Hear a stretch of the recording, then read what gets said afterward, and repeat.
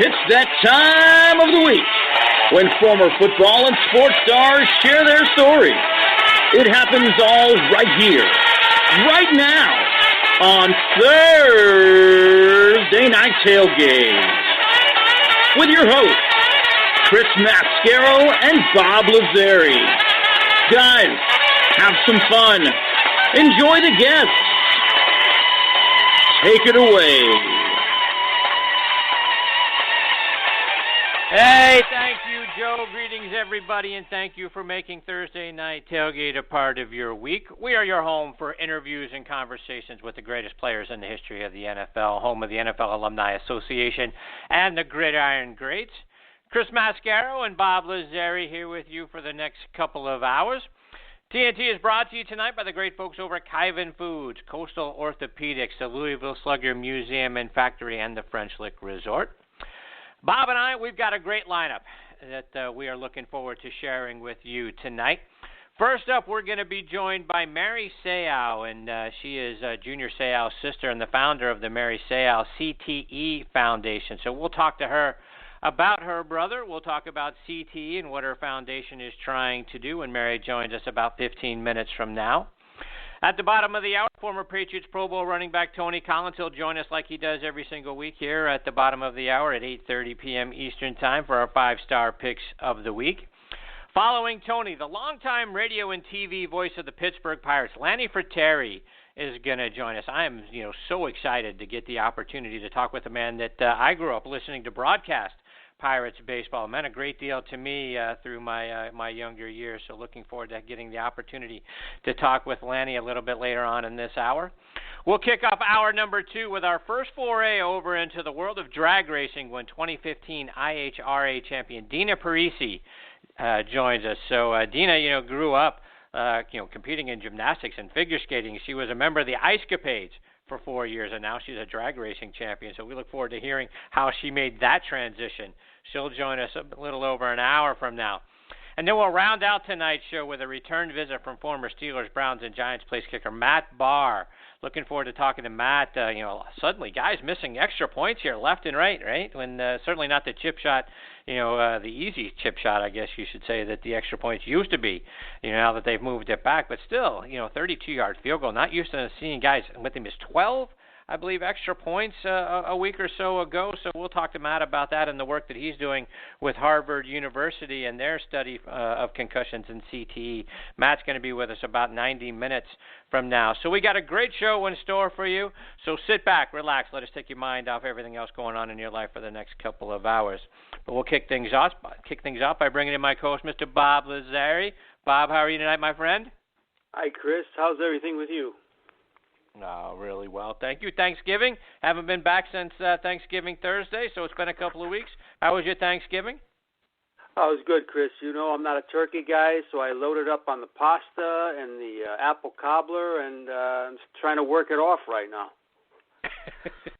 Good for you. Hey, you know what? That sounds like a better Thanksgiving than I think that we're all used to with the turkey and whatnot. How can it get any better than lasagna on Thanksgiving? My goodness. I've got to say, I'm a little jealous, my friend.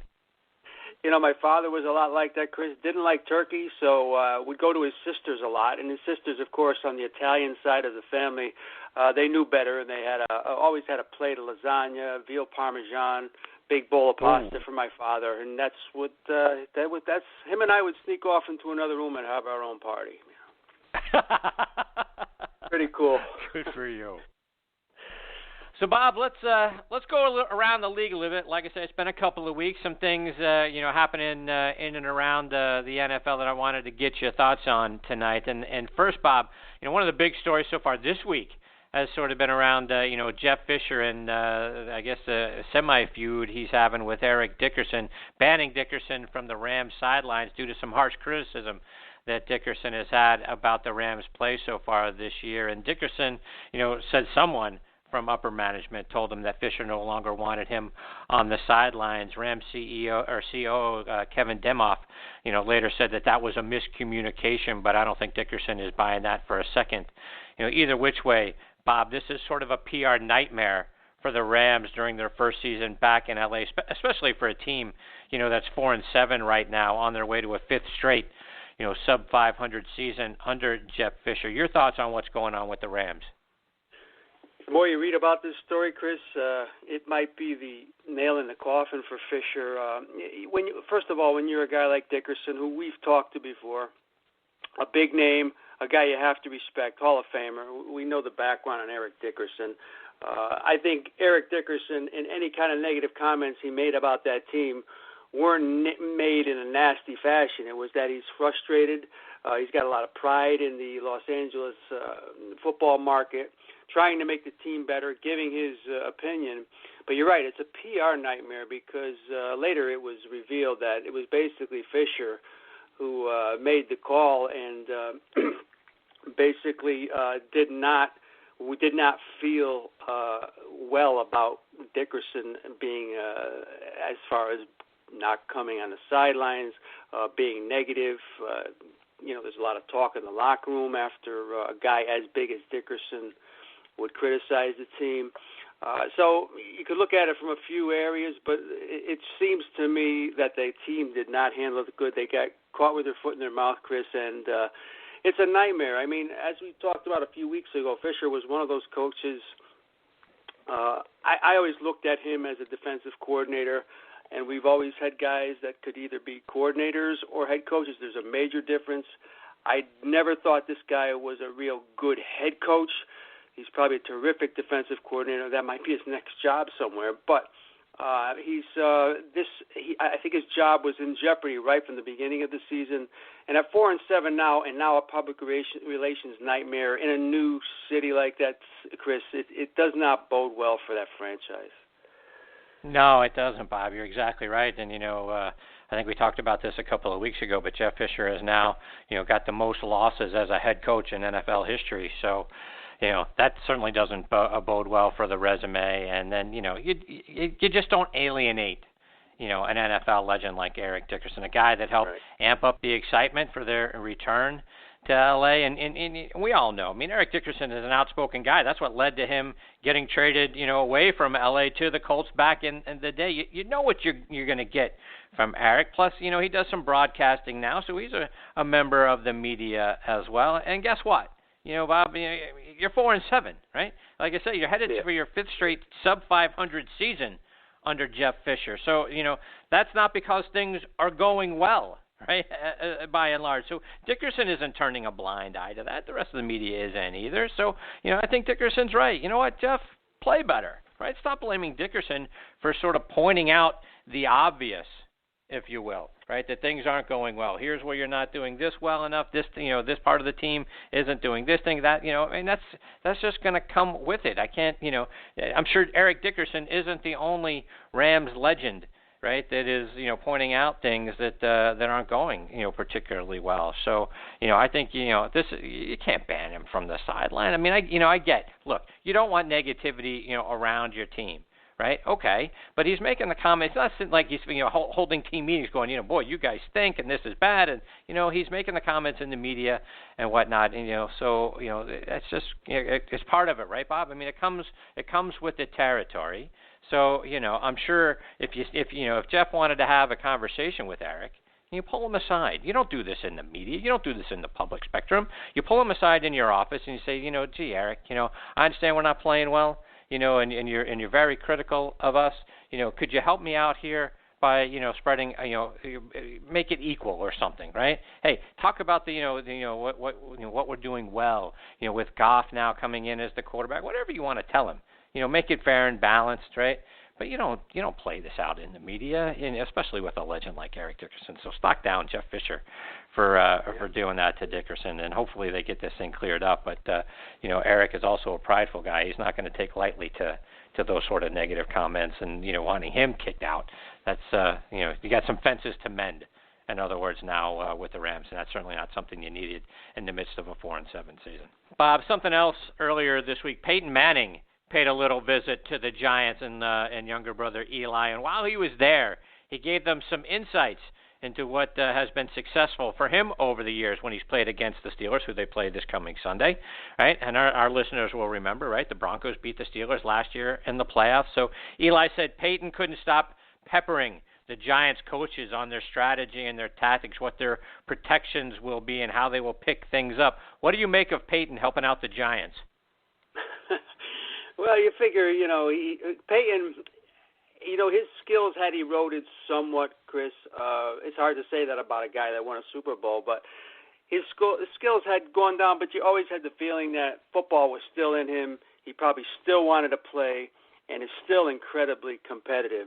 So, visiting his brother, who is a star himself, you're not going to kick a guy like this out and say, stay retired, go somewhere.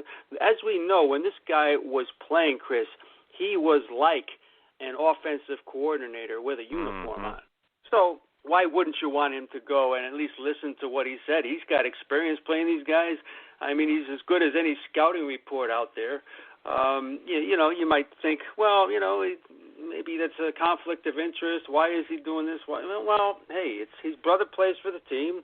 Brother can have anybody he wants at practices or whatever, and why not talk to the guy and say, hey, what do you think about this? It can't hurt, right, Chris? My whole thing is it can't hurt. Right. Yeah. And Bob, as you point out, I'm sure Peyton misses being around the game. And, to your point, Bob, there may not be a brighter offensive mind, maybe ever, than Peyton Manning has been. And I can't believe it's going to be very long before he's an offensive coordinator, at least an offensive coordinator somewhere. Right. So, yeah, having Peyton Manning stop by and give you a few pointers. Hey, you might want to think about this. Hey, this seemed to work for me. You might want to try that. Boy, yeah, I think anybody would be all ears, regardless of what the situation is, to listen to Peyton Manning and his experiences. So I hate it.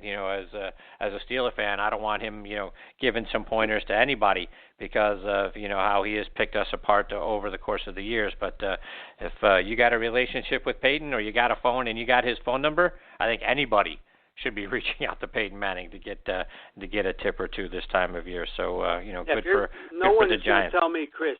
Exactly. And no one's going to tell me that this guy doesn't know offense just as much as McAdoo. I mean, that's how good he is. I mean, he's going to be one of those guys right. that goes.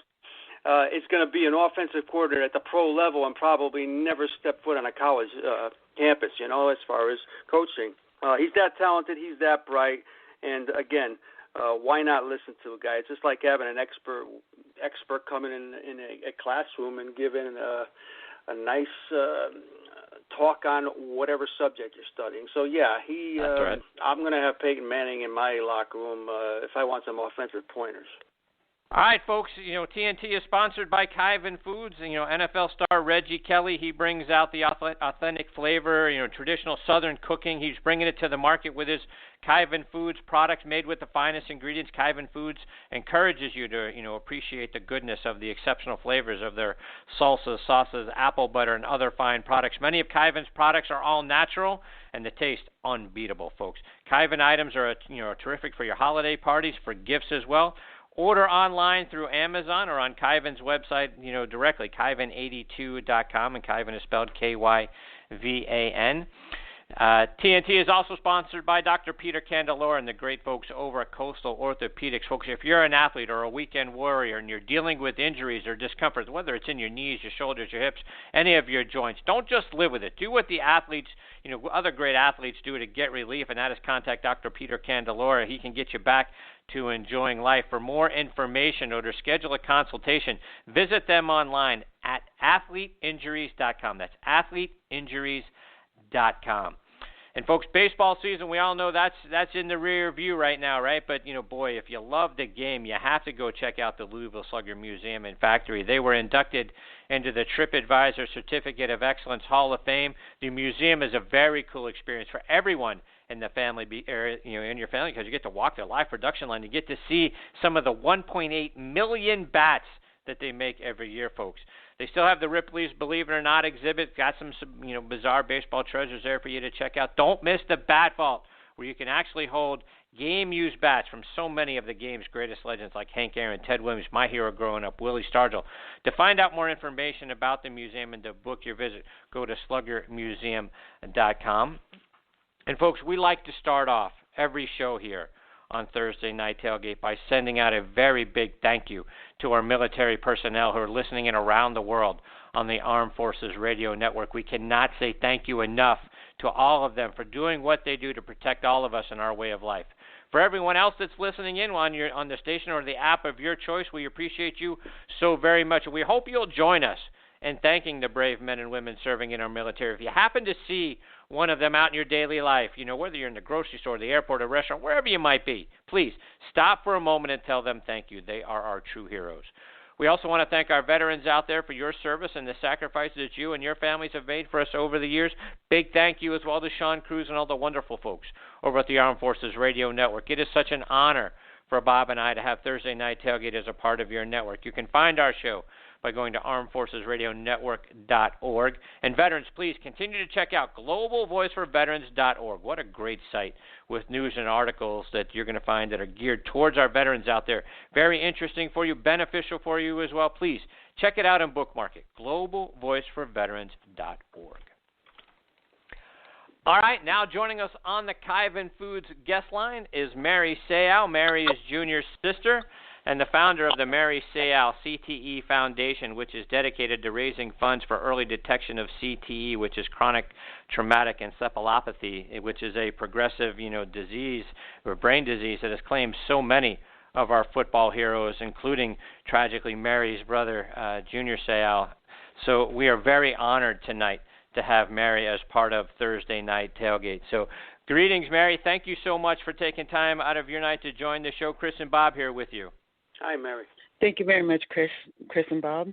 So, Mary, I want to start off our time with you tonight in talking about your foundation and what you're trying to do. Talk about the Mary Seau CTE Foundation and what you're doing.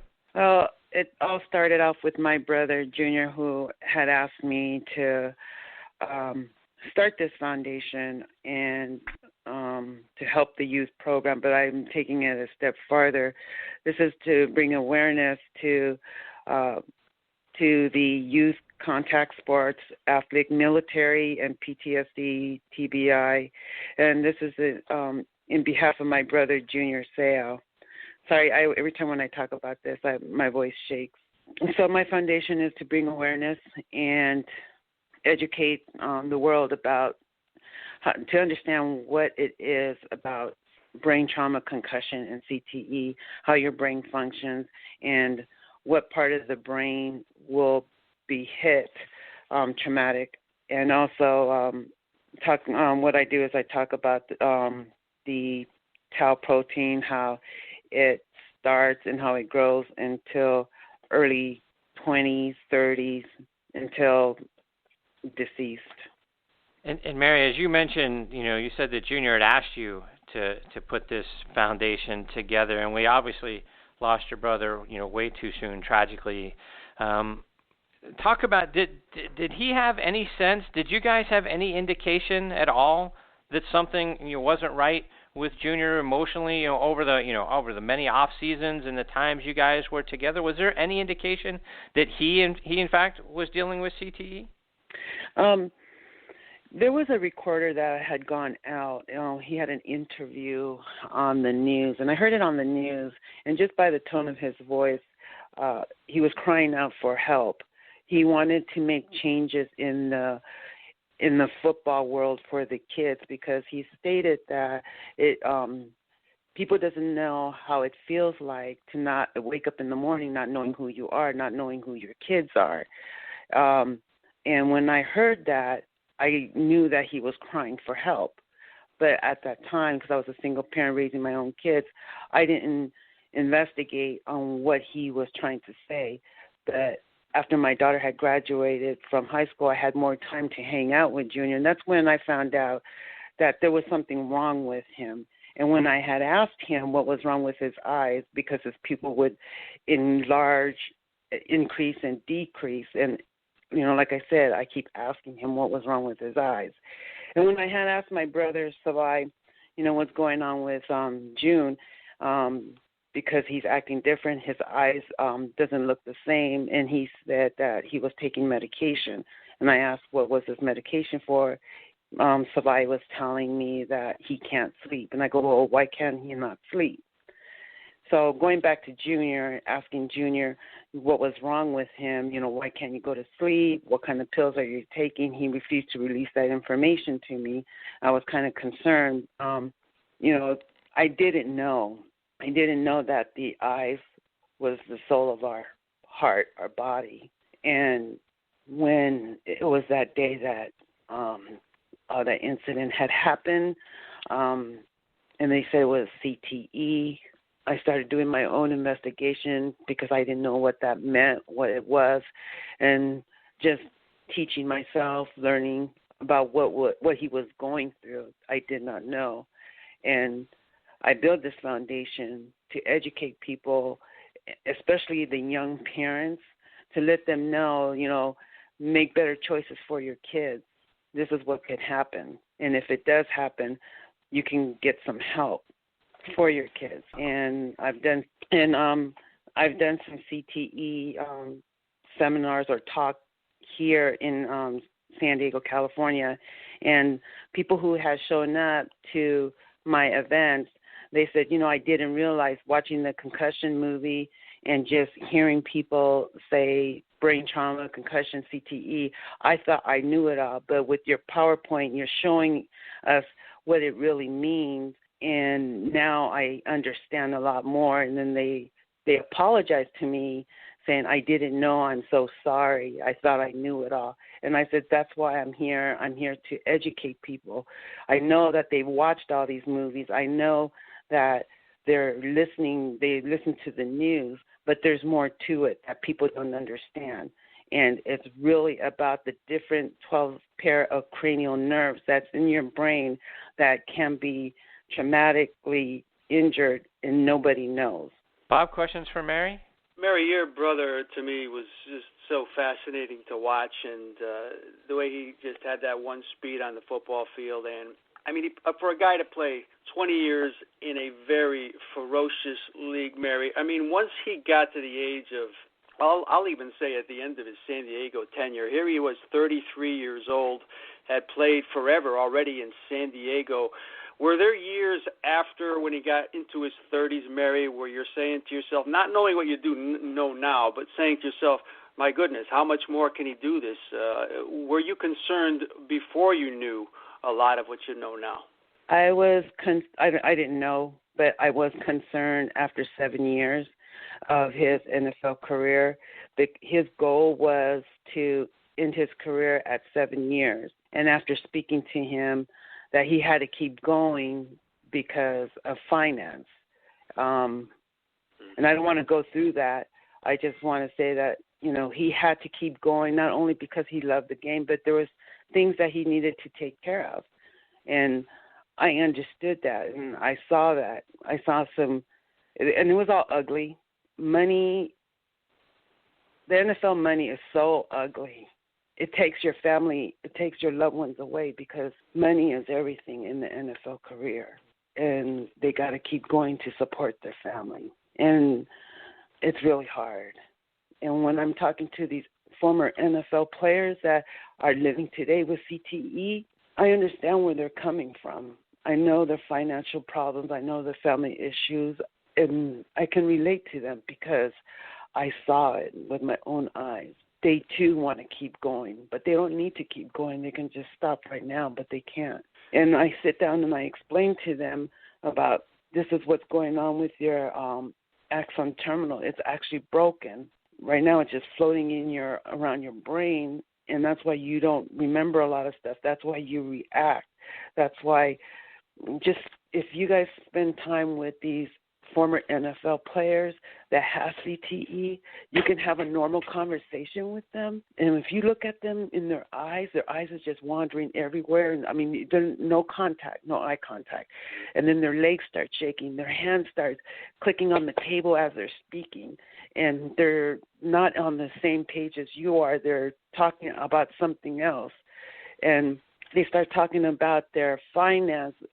You don't ask them about their finance. They just freely open it up to you. And I can relate to that. I see it. It kills me that the NFL doesn't take care of these people like they should. And that's not only the NFL. That's, this is like everyday life. I'm talking also about the military men and women out there that have, PTSD, TBI. They're going through the same thing too. If I can get the word out to the high schools, let them know the ROTC, this could happen to you, but if it does, be prepared.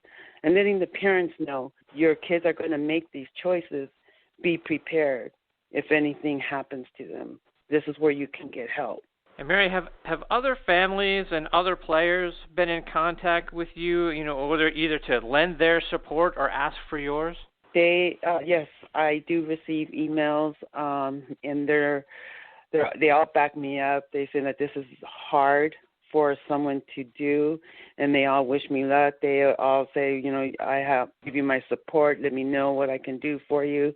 But yes, I get a lot of people who's more than willing to come and help me out when I'm during my events, and they're always following me from Facebook, Instagram, and matter of fact, I have an NFL player that I'm going to meet this week to talk about brain trauma. He wants to be educated. And so hopefully whatever I'm doing, I'm hoping that these people would go out and inform other people about, what's going on with your brain and how you can injure your brain. But yes, I'm not going to say his name or what team he's playing for, Sure. But yes, I'm meeting him this Sunday. And I'm honored to meet with him and educate him and give him awareness about his brain, and hopefully he'll take care of himself during his career. What about the league, Mary? Are they offering any support for you or your foundation, or have they been silent so far?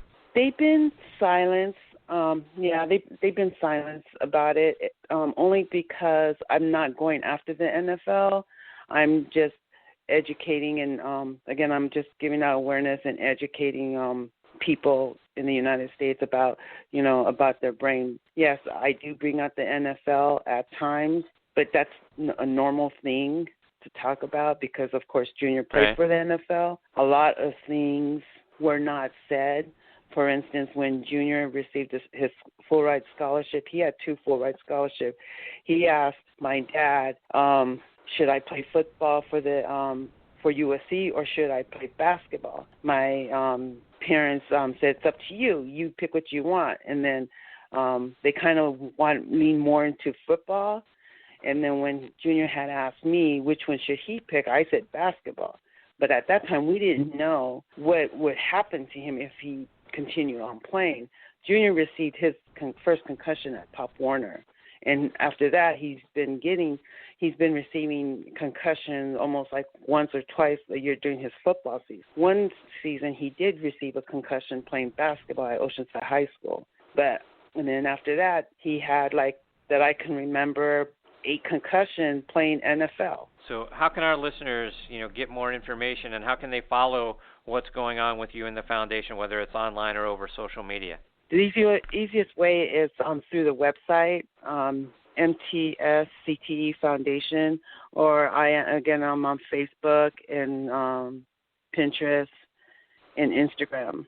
And then, Mary, of course, on my social media, it has my email and address. Well, Mary, thank you so much for taking time out of your night to be a part of the show and to let us know the things that you're doing. Since the majority of our guests are former players, I think it's valuable information that they'll want to know about. Thank you very much. Thank you very much, Chris and Bob, for taking this time. Thank you, Mary. Mary, thank you. Happy holidays to you and your family. We look forward to the opportunity to catch up with you again soon, I hope. Happy holidays. Thank you. Good night. Take care. Thank you, Mary. That is Mary Seau, Junior Seau's sister, and again, she's got the Mary Seau CTE Foundation doing some very important work. And Bob, a lot of it is around education, right? It's knowing what's going on, because unfortunately, right now, the only way to find out if you're dealing with CTE, or that there's no diagnosis right now, and they don't know if that's what you're dealing with until, unfortunately, it's too late and they're autopsying your brain. Very true, Chris. And Mary is trying to bring attention to this. You could tell, she type that could lash out, but probably doing more productive things the way she's doing, looking at her brother and saying, this is a major problem. How can I help some others? You know, how can Right. I'm sure Mary is of the opinion if she could help one person not go through what she has to, she'd probably think of herself as a major success. And we hope that she has continued good luck doing what she's doing. All right, we've got our next guest, Tony Collins, hanging on the line. We'll get to Tony on the other side of this station identification. This is Christine Lisi, and you're listening to Thursday Night Tailgate, where NFL stars go to tell their stories with Chris Mascaro and Bob-Lazzari on the Armed Forces Radio Network. And now back with us on the Kyvan Foods guest line is former Patriots Pro Bowl running back Tony Collins to go through our 5-star picks of the week. Hey, Tony, how are you tonight? I am doing fantastic. How you doing, Chris, Bob? Good. Thank you, sir. Really well, thank you, Tony. So, Tony, it's been a couple of weeks, right? The last time we got together was back after during Week 11, and we all picked the same teams to win, and we all finished, therefore, 4-1. We were all correct with the Cowboys over the Ravens, the Seahawks over the Eagles, the Redskins over the Packers, and the Raiders over the Texans. Unfortunately, we all missed on the Vikings beating the Cardinals, and as Bob and I were talking about at the top of the show, the Cardinals, I think, are the bane of our existence this season since we both had them, I think, either going to the Super Bowl or the NFC Championship game, and here they are at 4-6-1. So they've been killing us, but for the season right now, Tony, that you and I, we remain tied at 25-14-1. Bob is a game back at 24-15-1. So obviously still anybody's game with a few weeks to go. So all very nice and neat and really tightly compacted. So we'll see how we do following this week. So Alrighty. Let's get into our picks this week, Tony. We're going to start off with tonight's game. The 10-1 Cowboys going to the fading fast 6-5 Vikings. The Cowboys are a 3-point road favorite. The over/under is 44. Tony, the Vikings have lost 5 of their last 6. Their head coach Mike Zimmer isn't there with them tonight due to emergency eye surgery that he's having to deal with. So the question remains, Tony, can the Vikings overcome all of that and be the team to end the Cowboys' 10-game winning streak? Oh, that's tough not having your head coach there at the game, and unfortunately, he's not there for them. And the Vikings, they're looking not as well as they looked at the beginning of the season. And the Cowboys, man, the Cowboys are hot. What they won, 10 in a row? I mean, it's just incredible. Those 2 rookies in that backfield, man. And you got to go with the Cowboys. They're on a hot streak right now. I see them going up to Minnesota, and I see them winning 27-21, Dallas. All right. Bob, what do you think?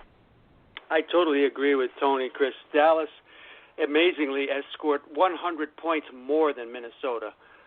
Without Minnesota's head coach, Elliott was held almost in check last week, so that does not bode well. Too many things going against Minnesota. I think they're done this year, even though they're still I just don't see them going too far. Dallas going to win this game 30-17. All right. Hey, guys, it's funny, right? We remember back, the Vikings started out this season 5-0, right? And in those 5 games, they averaged 24 points a game. And in their 5 losses, and again, those losses have come over the last 6 games, they're only averaging 14 points a game. So 10 points less now than they did at the beginning of the year. So you can see why they're losing. On the flip side, their defense at the beginning of the year was only averaging giving up 13 points a game. So really stout on the defensive side. But over the last 6 games, they're giving up 23. So there's, they're scoring, 10 points fewer, giving up 10 points more. There's a 20-point swing. Boom. That's why, you're struggling, right? So, and I don't think any of that's going to change tonight against the Cowboys. Dak Prescott, boy, what an impressive rookie quarterback he's 6th in the league in completion percentage, completing nearly 68% of his passes, 18 touchdowns to 2 interceptions, fellas, and he's the 4th-rated passer in the league. You couple that with Ezekiel Elliott, the guy's leading the league in rushing. He's got 156 more yards rushing than the guy who's in 2nd place, which, oh, by the way, just happens to be former Cowboys running back DeMarco Murray. So, they're running the ball well. Dak is, protecting the ball and doing a good job. So, and again, the Vikings are flip-flop with, with how they're performing. So I'm with you guys. I'm taking the Cowboys 27-17. Our second game this week is the 8-3 Kansas City Chiefs going to the 7-4 Atlanta Falcons, and the Falcons are a 4.5-point home favorite. The over/under is 49. Tony, the Chiefs are one of the hottest teams in the league, having won 6 of their last 7. Can they go into Atlanta? Can they come here to Atlanta and beat the highest scoring offense in the league? I mean, surprisingly, watching Kansas City last week beating Denver, man, I would have thought, Kansas City could go and beat Denver with Denver's defense. And, Kansas City's playing good football. They got a great defense, got a great pass rush. But Atlanta's hot too, man. So it's a tough one to pick. I like Atlanta at home because, playing at home, you got your home field advantage, and Ryan is playing some great football, man. You just got to give it to him right now. He's playing. He's probably one of the top 5 quarterbacks in the league right now. So I'm going to go with Atlanta. I'm going with Atlanta. High scoring game, 43-39. Atlanta. Oh, wow, 43-39. All right, a lot of points. Bob, what do you think? I'm kind of leaning toward Atlanta too, Chris. Kansas City. There's no way they could score with this team. Of course, Kansas City has the better defense. The home field, I think, comes into a little bit of a play here. And like I said, Tony said that, they did what they had to do against Denver, but they're banged up a little too, Chris. And I just think that they have some tough games coming up. I know they have a division game against Oakland, I think, next week already. There's a lot going on, and they're kind of banged up. And Atlanta, they're going to score points. So I'm going to have it 35-24 Atlanta.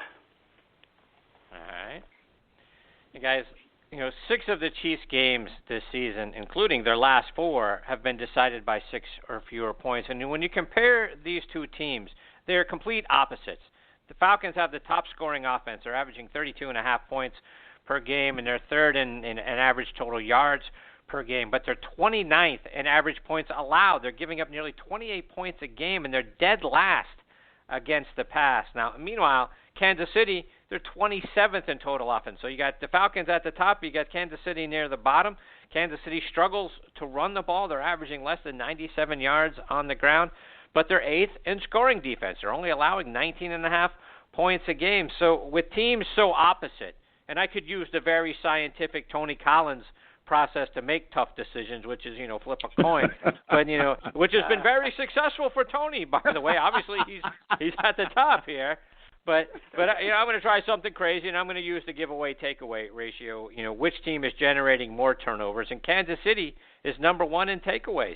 They've generated 24 turnovers. They're a plus 14 on the season in that ratio. The Falcons are a plus 3. So to me, that's, advantage KC. So, you know what, fellas, I'm going to break the string. We had gotten 6 straight, games exactly the same, picking the same way. I'm going to take the Chiefs. I'm going to take the upset.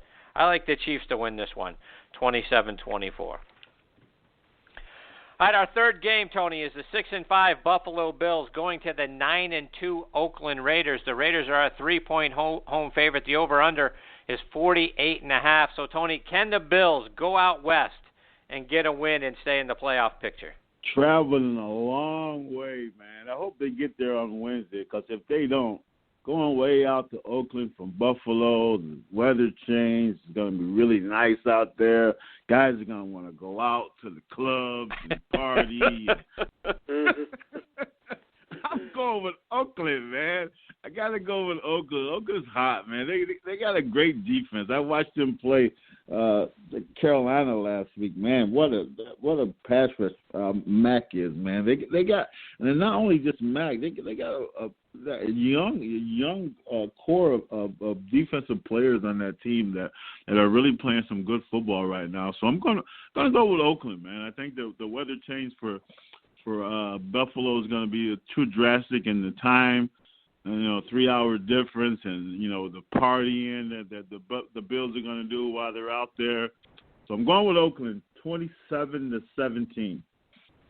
All right, Bob, what do you think? It sounds like Tony's made that trip from New England to California a few times. Right. I'm sure he has. But, yeah, Tony's right. I think Buffalo, surprisingly, they scored a lot more points than any of us thought they would this year. But Oakland's just a little better defensively. Oakland is the hot team now, and Carr is Carr, and they've won 5 in a row. And, yeah, I like them at home, too. I'm going to say Oakland, they'll win this game 28-21. Pretty close game. All right. And, guys, the Raiders, they've won 5 in a row. And over those games, they're averaging 31 points per game. And, Tony, you mentioned Khalil Mack. He has 7 sacks in the last 5 games as well. Derek Carr, what a season. 5th in the league in passing yards. He has 22 touchdowns, only 5 interceptions. He's the 7th-rated passer in the league. And think about this, guys. The Tampa Bay Buccaneers, they've won 3 in a row on their own, allowing barely 10 points per game, and they held Seattle to 5 points last week. Well, prior to those 3 games for the Bucs, they played the Raiders, and Derek Carr was 40 of 59 for 513 yards and 4 touchdowns against them. That's how hot Derek Carr and the Oakland Raiders offense is. You add in Amari Cooper, who's 6th in the league in receiving yards, and you can understand why the Raiders are 9-2. I like the Raiders as well, fellas. I'm going to take them 30-20. We've got our next guest, Lanny Frattare, hanging on the line. We're going to get to Lanny in just a minute here. We got a couple of more games to get through quickly, Tony. Our next game is the 7-4 Miami Dolphins going to the 6-5 Baltimore Ravens. The Ravens are a 3-point home favorite. The over/under is 40.5. Tony, break up the Dolphins. They've won 6 in a row. Can they make it 7 this weekend in Baltimore? Can you believe the Miami Dolphins won 6 games in a row? What's going on around here, man? NFL's getting crazy. When is the last time the Miami Dolphins won 6 games in a row? It's got to be when Dan Marino was there, someplace. Shula, yeah. Right. But they're hot, man. They play good defense. They got a good quarterback. They got a great rushing attack, and going up to Baltimore, man, that's the only problem. It's gonna be a little cold up there for those Miami guys, and Baltimore's got a decent defense, but Baltimore just, to me, they just kind of shaky a little bit sometimes. I can't really trust Baltimore right now, so I think Miami can go up there and win 7 games in a row, 27-14, Miami. All right. What do you think, Bob? What do you got? To me, this is the toughest game of the week, and I might just flip the coin here as I talk. But this is Tony's right. I mean, Miami, they're good. They're not much more. Their point differential and Baltimore, it's not that much different. Neither one of them is going to impress the heck out of you. But, somehow they've won 6 in a row. For some reason, I just think it ends here. I can't picture them winning anything more than 6. And Baltimore's got to stay in that race with Pittsburgh. So how about Baltimore pulls it out? It's going to be a tough game, 2017, one of those ugly games. Baltimore wins. All right. And, guys, I'm with you, Tony. I like the Dolphins. Their defense is playing pretty well, particularly against the pass this season where they're 9th. They're vulnerable, though, against the run. 30th against the run. They're allowing over 132 yards rushing a game. So if you've got Terrence West on your fantasy football team, you might want to start him. But the Ravens, they're still stuck, right, with Joe Flacco at quarterback. So, every opposing team has that going for them. He's going to throw you 1 or 2 a game. He has 11 touchdowns to 10 interceptions. He's a 29th rated passer in the league. And Baltimore gets that for the low price of $22 million a year. So, anyway, I'm taking the Dolphins. I'm with you, Tony. I think it's a close one, 24-20 Miami. Our last game this week is the 8-3 Giants going to my 6-5 Pittsburgh Steelers. The Steelers are a 7-point home favorite. The over/under is 48.5. Tony, who do you like in this one? Wow, that many 7, huh? Yeah. This is gonna be a tough game too, man. Pittsburgh, of course, they got a potent offense and Brown and Roethlisberger, and a great rushing attack. It's just their defense is what kind of scares me with Pittsburgh. But I don't know, man. This is a tough one. New York Giants are in a race right now, trying to keep up with the Dallas Cowboys, and I'm pretty sure they're not overlooking the Pittsburgh Steelers because they play Dallas next week. So it's a game that they really need to win to stay in the hunt with Dallas. So I'm going to go against your team, Chris. I'm sorry, man. I'm gonna go with the Giants. I think the Giants are gonna pull it out. It's gonna be a tough one though. It's gonna be 17-13, New York Giants. Wow, low scoring. So we don't get the Tony Collins blowout of the week. No, we get not this a week. low scoring game. Nice defensive people, but where's the love for me, Tony? Bob, what do you think? I'll give you some love, Chris. I'm going to pick Pittsburgh. Thank you. I just think the Giants, again, they're a team that's been warm, and I think Pittsburgh just gets it done in order to stay competitive within that division. Somehow Roethlisberger makes one less mistake than Eli Manning. Might be an ugly type game, the blue collar type teams. Chris, I'm going to say Pittsburgh gets by 23-17. All right. And guys, I can't pick against my boys again. I've done it twice lately, unfortunately, both times correctly, but I can't do it a third time. I know the Steelers have played a very bad Browns team and an undermanned Colts team over the last 2 weeks, and it's easy to look good in those instances. But it looks like Jarvis Jones, their former number one pick from a few years ago, is going to be benched, which is addition by subtraction for the Steelers defense. So that's a boost to them. And two of their rookie defensive backs are really progressing in Artie Burns and Sean Davis. I like Anthony Chickillo as a young outside linebacker. Lawrence Timmons has upped his game lately, and the ageless James Harrison continues to play well. You got a more healthy Ben Roethlisberger, Antonio Brown with Le'Veon Bell. Meanwhile, the Giants are a -5 in the giveaway takeaway ratio, and they're 24th against the pass on defense. So I think my Steelers get a big win at home, albeit I say it's a close one. I think it's going to be a little more high scoring than what you guys have. I got the Steelers winning 30-27. Tony, before we let you go, remind everyone about the great things you're doing to help kids go to college. Go to my website, TonyCollinsProjects.com or TonyCollinsFoundation.com. Scholarships to high school seniors going off to college. If you want to get a book, go to TonyCollinsProjects.com. Every book that we sell goes towards helping the kids get a scholarship. That's fantastic. Tony, thank you for the work you're doing to help kids, get an education. Thanks for being a part of the show every week here on Thursday Night Tailgate. We look forward to catching up with you again next week, my friend.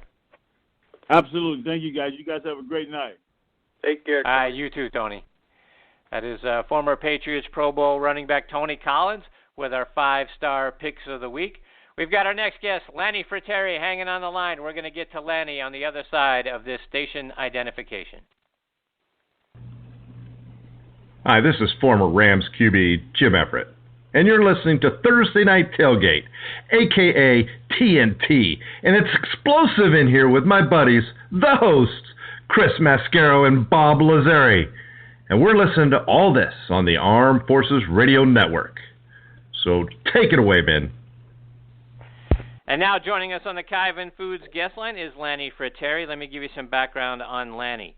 He's from Rochester, New York, graduated from Ithaca College in 1970 and started his radio career as a disc jockey back in his hometown at WBBF AM 950 in Rochester.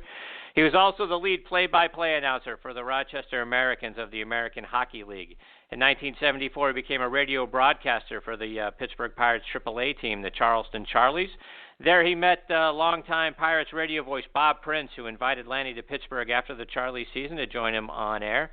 In 1976, Lanny joined the Pirates Major League radio broadcast team on KDKA AM 1020 and their cable TV broadcasts as well. He joined Milo Hamilton for his first few seasons there. Lanny became the voice of the Pirates for over 30 years, and on a personal level, Lanny Frattare is my Vin Scully. He was the voice of baseball for me as I grew up during a large part of my life, and we are very excited to have him with us tonight here on Thursday Night Tailgate. Good evening, Lanny. Chris and Bob here. Thank you for joining us.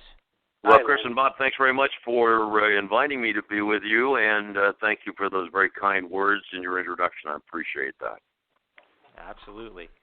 So, Lanny, let's start going all the way back to your time in college. What drew you to radio and the desire to be a play-by-play guy? Well, I'm one of those individuals that back when I was 12 or 13 years of age, I grew up listening to Mel Allen, the voice of the New York Yankees, and on WHAM in Rochester, and I was mesmerized by that voice that I heard coming through the radio, and I told my dad when I was 13 I want to be a baseball announcer, and my mom and dad did everything. My high school teachers knew that's what I wanted to do, and they encouraged me and afforded me opportunities. And I was really blessed. At age 28, got the Pirates job and lived my dream for 33 years. Very, very fortunate. And now I'm teaching at a university in south of Pittsburgh, Waynesburg University. It's one of the premier sports broadcasting colleges in the eastern part of the United States, and having a chance to mentor young men and women about the careers as sportscasters. And Lanny, like I mentioned, for me, you were the voice of baseball for me growing up. For my parents, it was Bob Prince. Talk about the relationship that you had with him and what it was like for you to get to spend some time in the booth with him. Well, it was quite remarkable that Bob Prince cared a great deal about me, and he offered me tremendous advice. And the thing that was important for Bob to accept was that even though he offered me a lot of advice, some of it I could take and some of it I couldn't take, and partially because our personalities were just totally different. Bob was a much more flamboyant individual who loved to tell stories and could do so and could entertain audiences no matter what the type of game it was. For me, I was more nuts and bolts kind of play-by-play announcer. My goal was always to make sure that no matter when you tuned in the broadcast, that you knew what was going on and that you knew the score and the inning, and you were quite up to date with what was going on in the game. But probably the best piece of advice Bob gave me was he told me that if you're a Pirate broadcaster, you had a bigger responsibility to your listeners than just do the job behind the microphone. That is that he felt you needed to go out and visit Pirate fans and talk to Pirate fans, and I did that. And really, it was one of the favorite aspects of my job. I would average some 50 appearances every winter going out and talking to Pirate fans. And then late in my career, when I started smoking cigars, and because they didn't allow smoking in the ballpark, what I would do is before games, I would grab a chair and go sit outside the press room. And I loved it because I would meet hundreds of people that would be just walking by, and they'd stop and they'd look at me, and then they would hesitate coming up to me thinking they were going to bother me. And the reason I was out there was to meet Pirate fans. So that connection with listeners, and everybody knows when you grew up as a baseball fan and you listen to radio broadcasts, there really is a tremendous connection between baseball announcers and their listeners. And Lanny, your first few years in the booth with the Pirates, you were paired, with another legendary broadcaster, Milo Hamilton, who unfortunately had the unenviable task of replacing, Bob Prince, and the media and the fans weren't always, as kind to him as they probably should have been. Like they always say, you never want to be the guy who replaces the legend. You want to be the guy who replaces the guy who replaced the legend. What was it like for you, though, to work alongside Milo for those first few years? There were good times and bad times. The difficult thing for me was that back then, and maybe there's some people that don't remember this, but back in the heydays of radio baseball broadcasting, there was very often just one voice on the air. There wasn't this tendency as there is now to have two voices in the back and forth conversations, and a lot of guys, Jack Buck and Harry Callis and Vin Scully, Scully until the time he retired preferred to work alone, and consequently when I was matched up with Milo, I was supposed to be Milo's analyst. And here I was, a 28-year-old that had never been in the major leagues as a broadcaster before, and I knew baseball, but not to the extent that I could be a true analyst. And so it made for some very stressful nights for me, trying to figure out how do I add something to the broadcast. And I admit I struggled with that a great deal. And I only did 2 innings of play-by-play.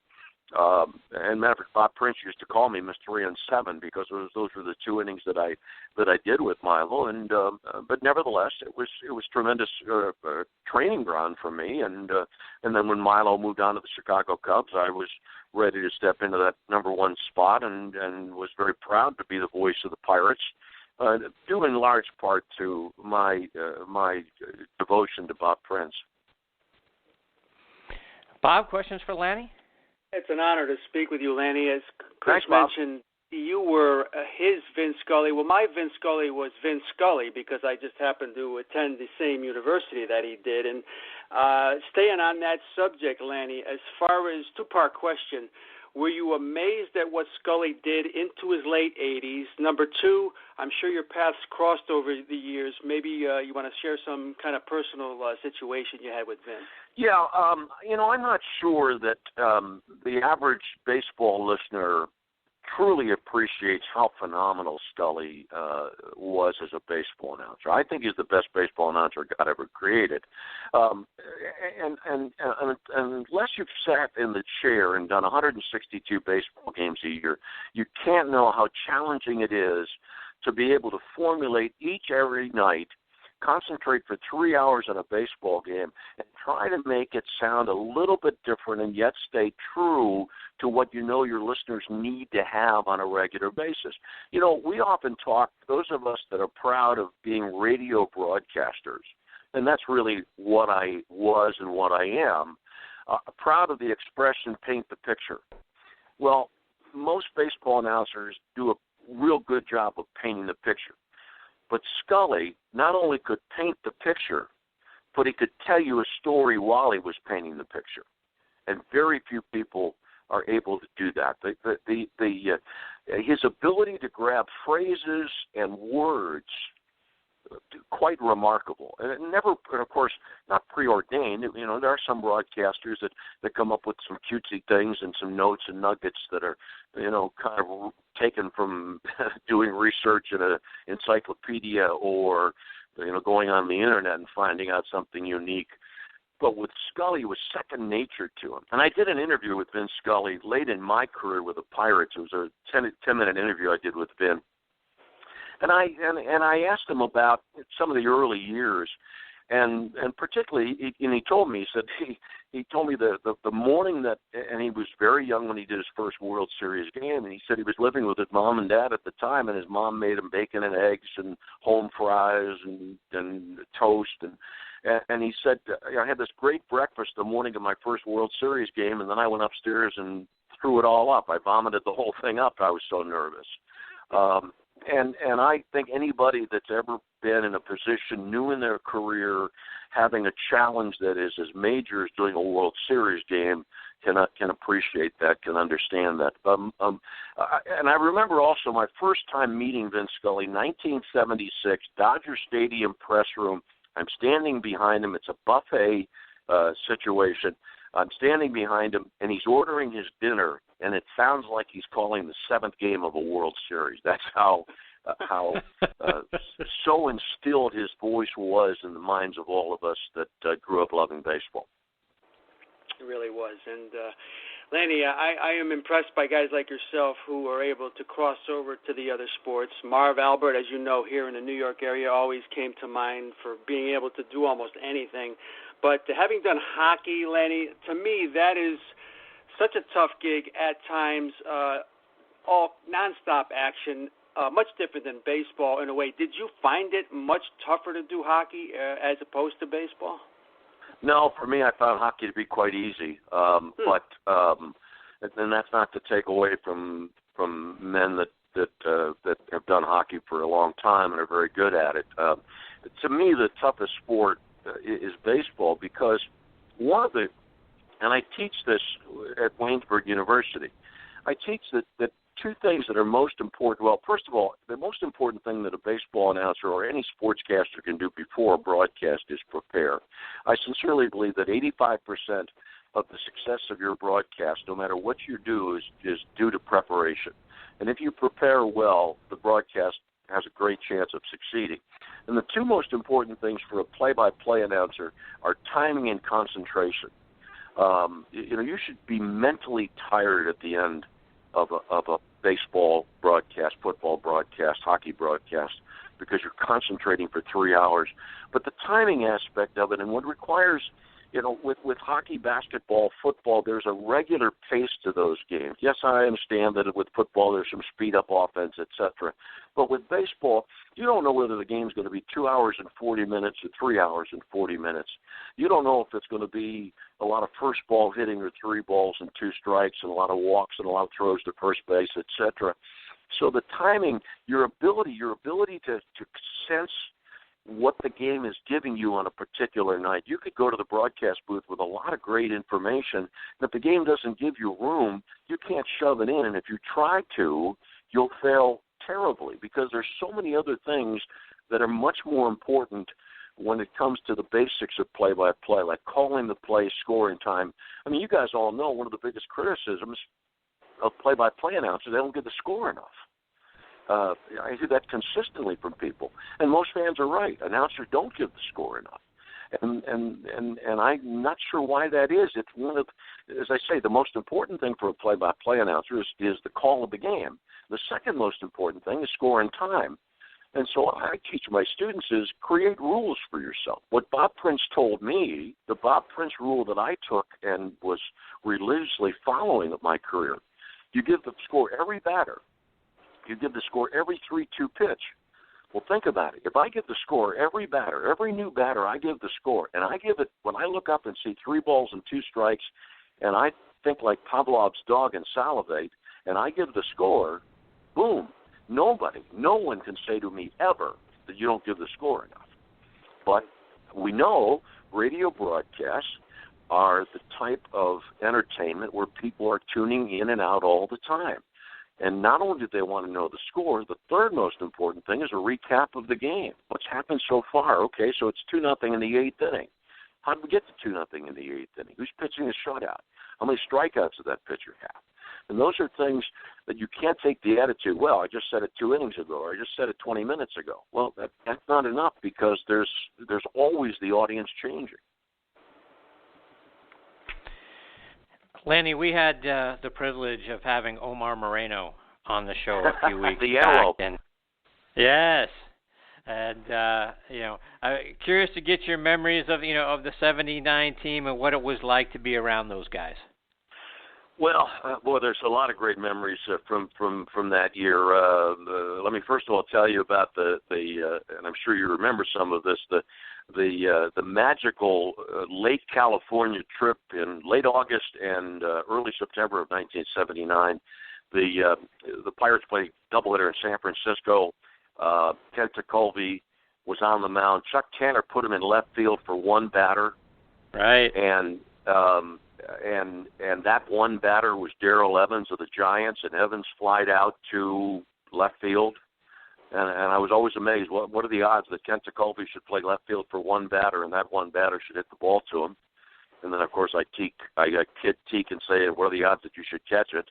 and then we went down to San Diego.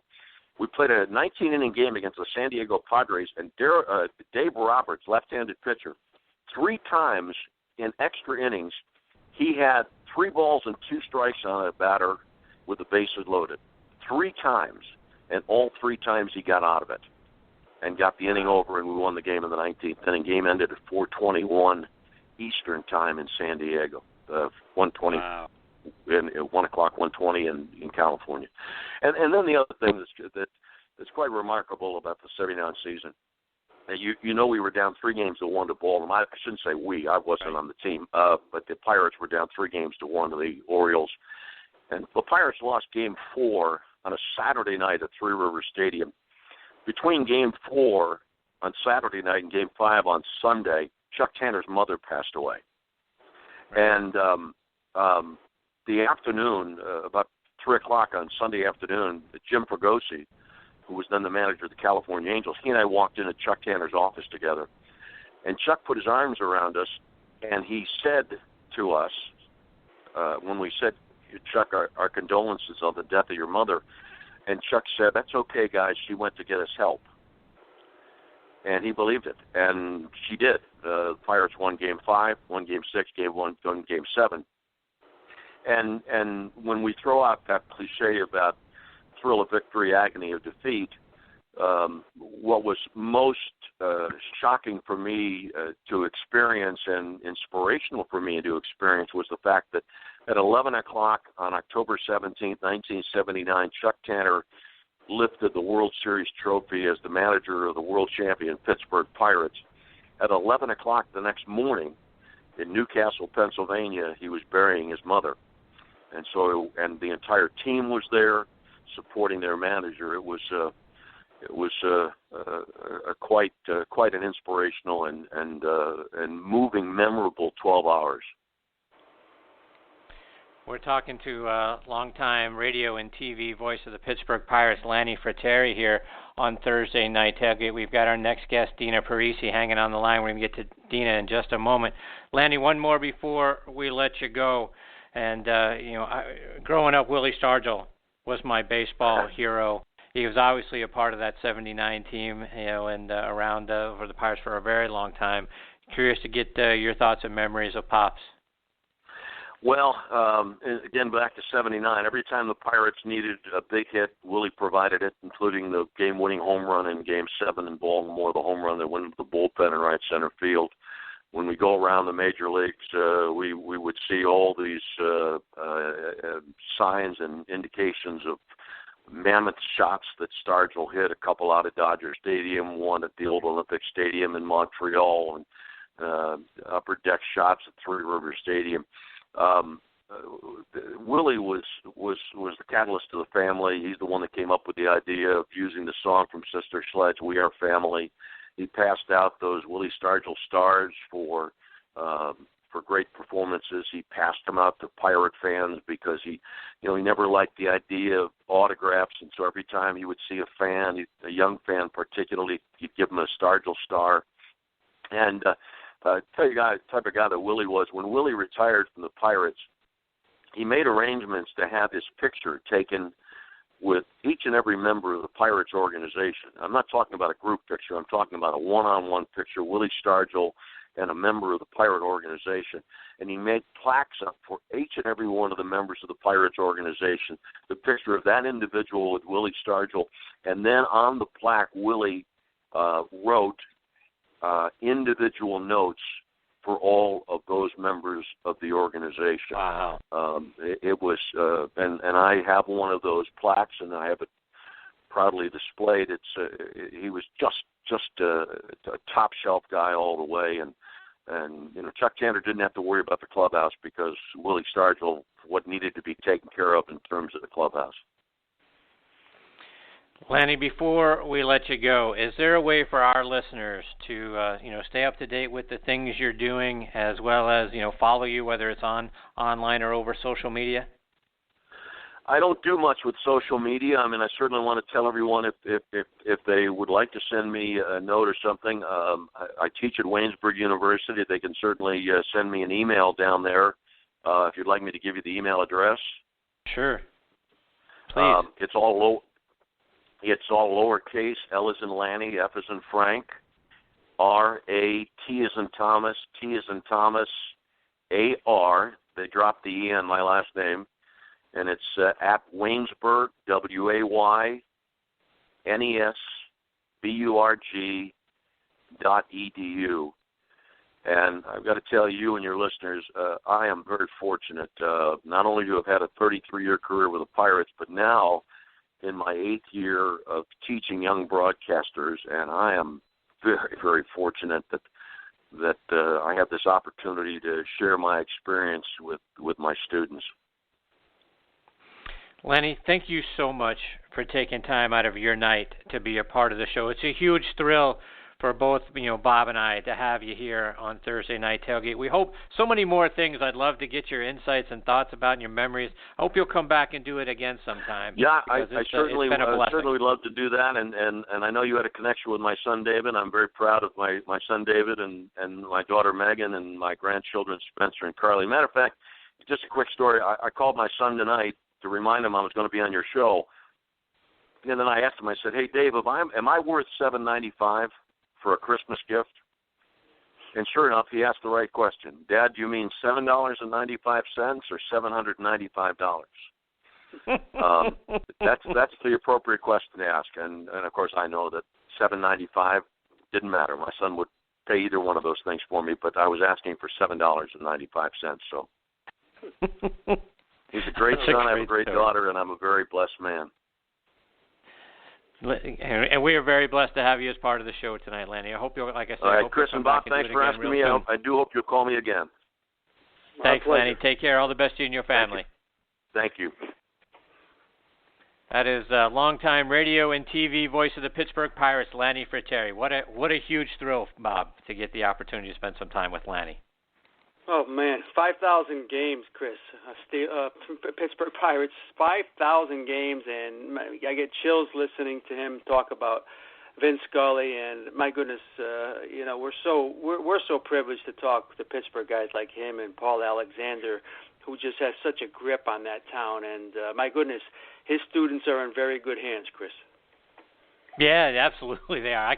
I can't imagine anyone else that you would, want to go learn how to be a play-by-play, announcer or do radio than you would to be able to sit down and listen to Lanny Frattare, for weeks on end, right, as an instructor, tell you how to do it and how to do it best. Those guys, those students are very lucky indeed. All right, before we get to our next guest, Dina Parise, I want to give a shout-out to our friends over at Podbean who have been so good to us, featuring Thursday Night Tailgate and our golf show Next on the Tee on their online site as well as their mobile app as well. And if you're listening to the show as a podcast, we certainly hope you're doing it via the Podbean podcast app. And on their app, you can get instant updates for our new episodes. It's free. It has great features that let you, easily discover, listen, and even, publish a podcast yourself. So whether you're using an Android phone or an iPhone, Podbean is, their app is, absolutely the best. You can get it now on Google Play or, the Apple App Store, so you can enjoy more of the podcasts that you love. And we hope that two of them are Thursday Night Tailgate and Next on the Tee. All right, now joining us on the Kyvan Foods guest line is Dina Parise. Let me give you some background on Dina. She grew up on Long Island and was a competitive gymnast all through school, but also had a passion for figure skating. Her dream early on was to perform with the Ice Capades, and she realized that dream skating, with them for 4 years. Her husband Andrew is a drag racing record setter himself. He's now her crew chief, but he's got an incredible background in the racing business, and Dina now is taking the IHRA by storm, and we are very excited that she is here with us tonight on Thursday Night Tailgate. Hey, Dina, Chris and Bob here. Thank you for joining us. Hi, Dina. Thank you very much for having me. What an honor to be following Lanny Frattare. Thank you. So, Dina, let's start by going back to the beginning. How does a girl who excels in gymnastics and dreams of dancing with the Ice Capades find herself doing 240 miles per hour in the quarter mile down a racetrack now? I get asked that question very often, and I'm uber competitive. I always have been.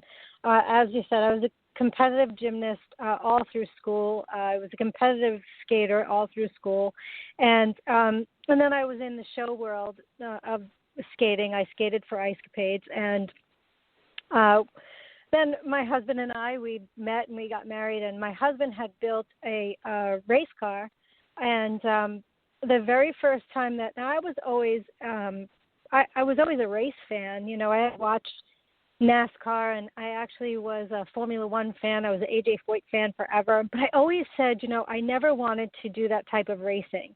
Because I always said, after a while, I said, I need to use the ladies' room and have a snack. Like, that was just way too long for me to be in a car.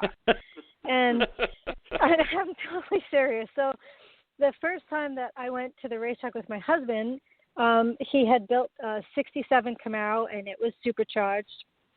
And the very first time I went to a drag race was at Maple Grove, and watched a quarter-mile race, and I fell in love with the sport. And the car ran, it was like a low 9 seconds, about 150 miles an hour. And I fell in love with everything about it. I fell in love with the camaraderie. I fell in love with the fact that the longest time that you spent in the car really was in the staging lanes, oddly enough. And I loved everything about it. I loved the speed. I loved the quickness. I loved the family aspect about it. Families could go there and enjoy themselves and have a great day out. All the generations getting together. So, and I love the competitiveness, of course. And my husband, unbeknownst to him, did not realize that the fate of this car when we went to the track, that after a couple of years, he was going to wind up turning it over to me. So when he was finished with this car, I wound up going to Frank Hawley Drag Racing School. I said to him, you know what, I really want to race. I went to Frank Hawley Drag Racing School, got my super gas license, and when he wound up building his first Pro Mod, I wound up stepping into this 67 Camaro, and that's pretty much where it started. And Dina, in your bio on your website, DinaPariseRacing.com, you talk about how the life of a drag racer and the life of someone skating in ice shows actually parallel each other, which seems kind of hard to imagine on the surface. But talk about how that's the case. I know. It does sound quite bizarre. Okay, you're going to have to kind of think about it without the sequins. Minus the sequins and the eyelashes and the red lipstick, it's all kind of relative. So, when I skated for the ice show, we traveled city to city and we put on a show. And really, that's basically what we do now. I've traded in my skates for tires and my sequins for a fire suit, and that's basically the same thing. We travel, to different cities, and we go to different racetracks now as opposed to before when I went to a different venue. And we put on a show, and we enjoy the fans, and it's still that family atmosphere. Then when I skated in the ice show, I actually did these crazy high wire acts, which were daring and dangerous. So now I've just kind of traded that for some high horsepower, but relatively speaking, it's still kind of the same thing. It's just a different form of entertainment. Bob, questions for Dina? Well, Dina, it's an honor to speak with you. Talking to Chris, and I've talked to girls over the years who lived in the fast lane, but this is truly a girl that has lived in the fast lane. It's a true pleasure to speak with you. And I think of drag racing, Dina, and I think of when I grew up, there was Don Garlitz and, of course, Shirley Muldowney. And for a female like yourself, she must have such a place in your life. I was wondering if your paths ever crossed with her and what you owe to a girl like Shirley Muldowney. I have met Shirley a few times. And actually, it's funny. One of the females in the industry who has had the biggest impact on my life is actually Miss Bunny Burkett, and she was a funny car champion in IHRA, and she has become a mentor to me and a very good friend of mine over the last few years, and she's just made such a big impact on my life. Of course, Shirley has as well. She's one of the pioneers in the sport, and Bunny actually is a pioneer in the sport as well. So we have so many wonderful women in our sport. I think part about drag racing is the fact that we don't need a diversity program in our sport. Our sport is so diverse. We have every color of the rainbow. We have every background. Gender doesn't matter. When we pull up to the line, the car doesn't know if we're male, female, black, white, Hispanic, doesn't matter. You're in the car, and, he who gets to the finish line first wins, and that's it. And Dana, you've probably been asked this a lot too. I mean, do you get the same rush right now when you step up to that line as you speak, as you did when you first started? Is it still, do you still have that passion, and how long do you think you can continue with it? Oh, absolutely. It is a rush. No run is the same. Every run is different. And I think if you become complacent, that's pretty much when you're going to get in trouble. So these cars are beasts. It's 3,000 horsepower. Pro Mods are definitely a beastly type of car. Anyone who's ever been behind the wheel or even watched them knows that. So, we don't like to take anything for granted, for sure. And I enjoy every run. I learn something every run. And, it's definitely a rush every single time I get behind the wheel. I'm looking forward to more and more runs. I am definitely not the younger set. What a lot of people don't know is in January I'm going to be turning 50.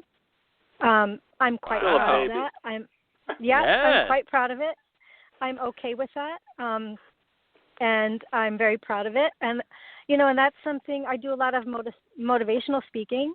And, I like to let women know that it doesn't matter your age. It doesn't matter if you're 20. It doesn't matter if you're 60. It doesn't matter what your station is in life. It doesn't mean that you have to get, of course, behind the wheel of a race car. But, if you want to try something, go for it. It doesn't matter what you want to do in life. Just give it a go.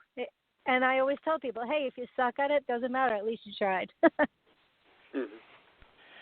And Dina, for all of us who will never know what it's like to be sitting behind the wheel of a car that's capable of doing 240 miles an hour and capable of doing so in 0 to 6 seconds, take us inside the race car. What does it feel like when that light turns green and you literally take off? I can say that in no uncertain terms, it sometimes you can feel like it's being shot out of a cannon. But we leave at about 3.4 Gs.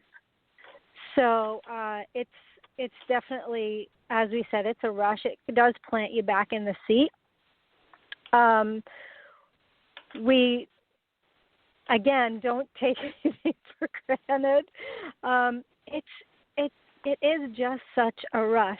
But what's funny is some of my fastest runs have felt like the slowest. Sometimes things actually go in slow motion. Like I'll notice things going down the track. I'll see something. You'll see something, or your eye. Not that it takes your attention away, but you'll notice things, and things will become slow motion. Your mind is a very, very funny thing, and I enjoy it. I love every bit of it. There's actually on our YouTube, on my Dina Parise Racing YouTube, there's a video where I actually explain. It's about 15 minutes long, but I actually explain from start to finish. I start out in the shop, and I show from sitting in the car in the shop. I explain the whole cockpit, and then I have from going down the track, from the burnout, from the startup to the burnout, the backup, and then through to the run, what actually happens throughout the whole run. Because I get a lot of fans that will say, well, if something happens, well, why didn't you do this and why didn't you do that? There's a lot that happens within that run that people don't realize. I leave off of a clutch pedal, although I run a converter, but my trans brake is a clutch pedal. So I leave off a clutch pedal. I actually shift the car, and then, pulling the chutes. And there's so much that happens within, that if I'm running 8th mile within that, 3 point whatever seconds. So, people have to realize how much actually happens and what our job is inside the cockpit. So it's an enlightening video if anybody wants to take a look at it. And one more before we let you go, and on this show we talk to current and former NFL players all the time about the inherent risk of playing the game. We've talked tonight an awful lot, and we'll talk with our next guest, Matt Bahr, here in just a moment about concussions and CTE and the things that players are dealing with in playing the game of football. And you deal with risk every time you race. You talked about it a moment ago, right? You got a fire suit on, and talk about how do you deal with that? Is that something that you just put out of your mind, or is there something else that gives you peace of mind when you're racing? So you can't get in a car and say it'll never happen to me. There is always that inherent risk. We don't wear safety equipment for nothing. You know what I mean? So right. There is always the inherent risk. When I crashed a few years back, it was when my husband and we actually were running a 2-car pro-mod team. And when I had crashed, I'd crashed twice. And the second time that I crashed, I was actually running my husband. And I was beating him too, which really annoyed me that I crashed because I had him, I treed him and I had him to half track. and the car threw a rod, and the rod had locked up the motor, so it locked up the back tires. It was kind of a wacky deal, but so yeah, I was still annoyed about that. But we had another event to go to, so the car wasn't too damaged. And 2 weeks later, with the next event that we went to, we had the car all put back together. We didn't have any time to test it. We put it back together, and we got 2 half passes in before this event. And I actually went to the semifinals against him, that event. He beat me in the semifinals, which I'm still not happy about 6 years later, and he wound up winning the event. Put that out of your head. We came back 2 weeks later right after a crash and right back into an event and, went to a semifinals. So, you have to, if you can't put those things out of your head, then you can't be in the car. It is a dangerous apparatus, so we have to be able to put that we have to be able to put that thought out of your head, yet still be able to respect the car and remember that those things can happen. And we also have to be able to react accordingly. If you know something's going to happen, if you see something is going awry, you have to kind of weigh the situation and say, do I back off and, kind of wait to race another race, or, can I make my way through this? You have to weigh your options, and we don't really have a lot of time to do that. So there's a lot of thought process there and not a lot of time to do it. Dina, how can our listeners follow you both online and over social media as well? Well, as you said, DinaPariseRacing.com is my website, and all of our social media is on there. And D Parise Racing is pretty much all of our social media. Facebook, you can find us on Facebook, Twitter, Instagram. Find us anywhere. Follow me. And it is me. I don't have a PR person. So if you're talking to me, it's me, which is a lot of fun. I have a lot of fun with the fans, and it's very one-on-one. And yeah, it's a lot. I love social media. We have a good time. Dina, thank you so much for taking time out of your night to be a part of the show. We hope you'll come back and join us again sometime. Share more of your stories and your insights with us. It's been great having you as part of the show tonight. Great stuff. Yeah, thank you so much for having me. Wishing everyone a wonderful holiday season and a great 2017. Thank you so much. All the best. Happy holidays to you and your family as well, Dina. Thanks for being a part of the show tonight. All right, take care.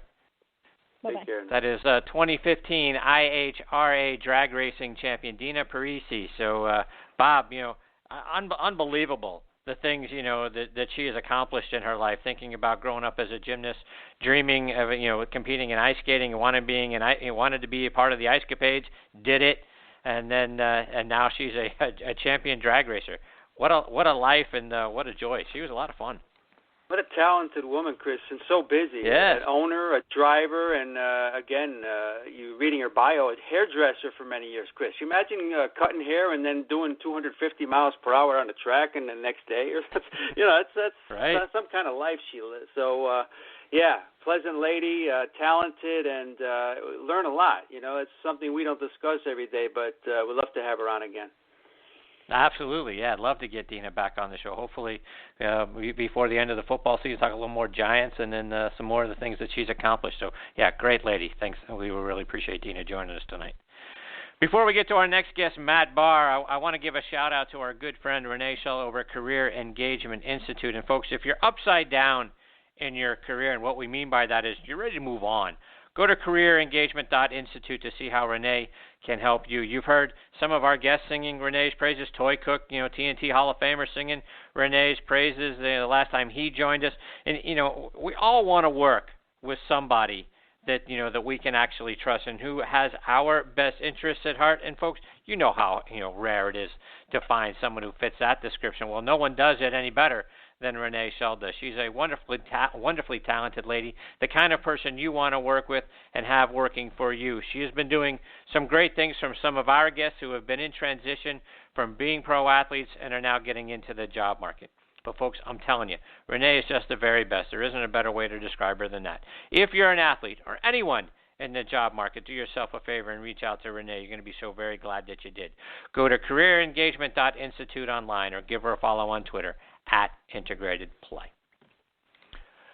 All right, now back with us and making his third appearance with us on the Kyvan Foods guest line is Matt Bahr. Let me remind you about Matt's background. He's from Philadelphia, Pennsylvania. He excelled in both football and soccer in high school, and his father, Walter Bahr, is in the National Soccer Hall of Fame. Matt played his college ball at Penn State and was a consensus All-American back in 1978. He was a sixth-round draft pick by my Pittsburgh Steelers back in 1979, arriving in time to be a part of the Steelers' fourth Super Bowl championship team of the 70s, defeating the LA Rams in 1979. He played in the league from 79 to 1995 with the Steelers, Browns, 49ers, Giants, Patriots, and Eagles. He was also a part of the Giants' Super Bowl 25 championship team that beat the Bills.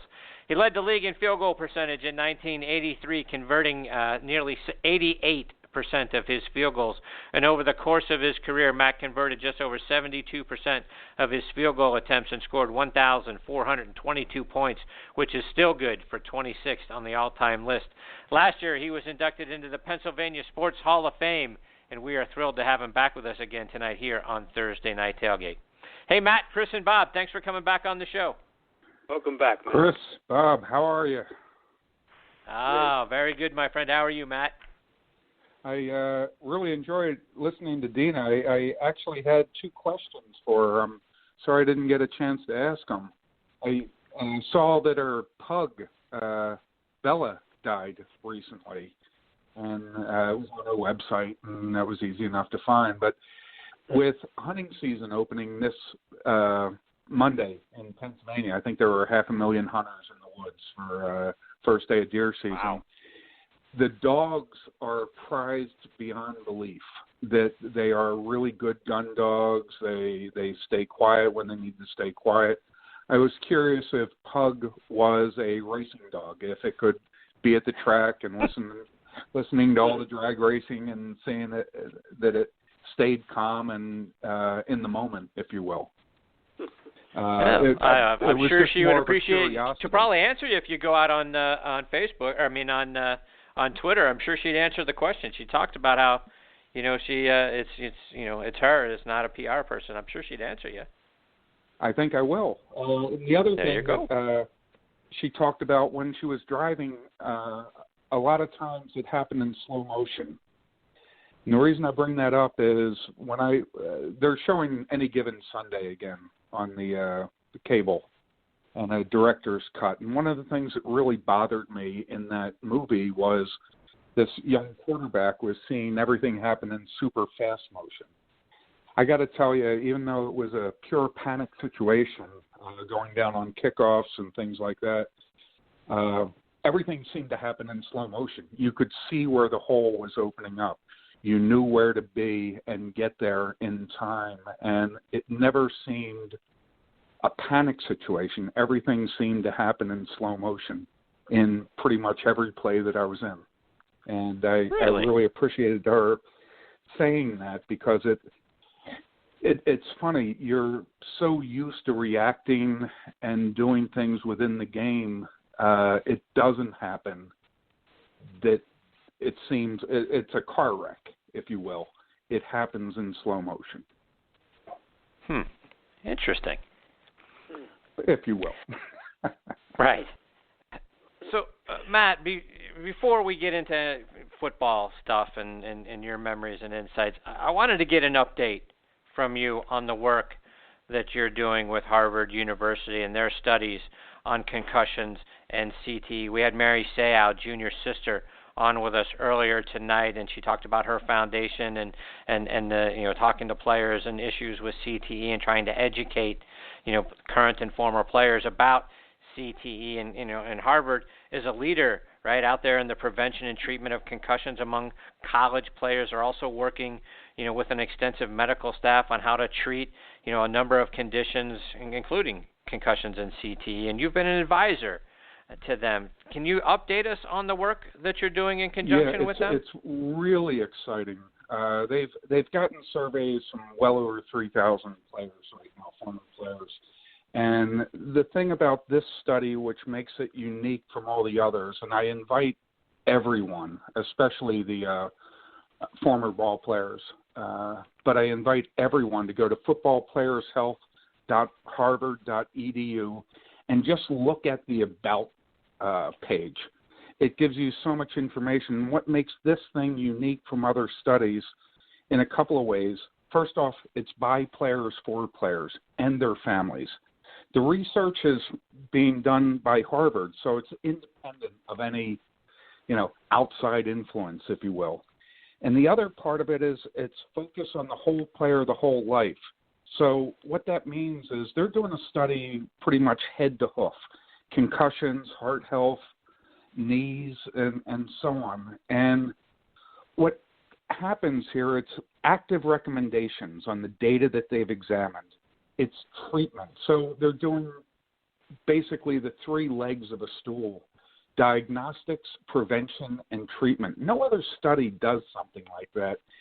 And it's what I'm hoping is that good results will come from this, and that some of the treatments, some of the preventions that they are coming up with can involve everyone in the U.S.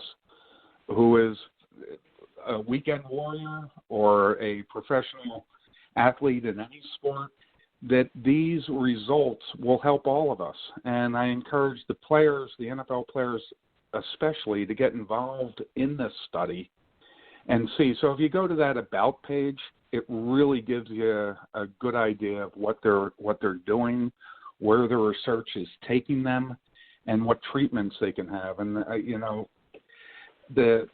I played with Mike Webster, I played with Dave Duerson, and by all accounts, everyone I know speaks the world a junior. And to see something like that happen is so tragic. But there's a lot of people on the job here trying to say, this is the game we love. How can we make it better for the kids coming up today and the ones who have played for the rest of their lives? I mean, it's really I'm proud to be a part of it, simply because they're doing such good work, and these doctors and researchers are just brilliant. They're able to take complex subjects and break it down in a way it's easy to understand. And that's why it's so much fun being a part of it. And Matt, give the website again. You talked about the About Us page, but can you give the website one more time? It's one word: footballplayershealth.harvard.edu. But I think if you just put in just do a search on Harvard Players Health, that site will come up too. Okay. But as I said, footballplayershealth.harvard.edu. And you'll get to see all the doctors, all the player advisors, and the researchers in there, and a lot of really informative videos. I appreciate you giving me the chance to talk about this, but the more players who get involved in doing the study, the better the research will be for all of us, the ones who have gone before, the ones who are going to come after. And it's the whole player, their whole life. Bob, questions from Matt? It's great to speak with you again, Matt. And my goodness, we can go in so many directions. What stands out to me right away, Matt, how about Penn State? I mean, Penn State, with the resurgence of that football program, after the few tough years we've had, Matt, off the field, on the field, everything that's going on with that university, are you surprised that they got back into the national spotlight so quickly? Well, I'm pleasantly surprised. Right. And I think it all started with the Pitt game, the loss against Pitt in Pittsburgh. That was a series that should have never ended. I was happy to see the game occur. I hope it continues in perpetuity with West Virginia as part of the trio that's been some great rivalries. And I think it was a good win for Pitt for a lot of reasons, but it was a good showcase of Penn State in the team itself, that they never gave up. They were always down, but they kept coming back, getting ahead, getting behind, getting ahead, and they kept in the match. And that was good to see, and it showed in the results of both teams, if you will. Towards the end of the season, Pitt had a couple of big upsets. What was the Clemson game? Right. Really good win against them, and then Penn State they just kept plugging away, and they're exciting in the skill positions, which hasn't been there for a couple of years. The quarterback, the running backs, the receivers, and that their second half adjustments are kind of second to none right now. They're really playing good ball, and if they win against Wisconsin, in Indianapolis Saturday, if they win there, it's really going to put a lot of people in a strange position. Do they deserve a chance in the playoffs? It'll make college football kind of fun again. And as far as your own career, Matt, I get the debate. Right. Yes, it's true. And as far as your own, when you look at your career, Matt, and where you played, what stands out to me is that for the most part, over 17 or so years, you kicked in cold weather for the most part, at least your home games, and a lot on the road, of course.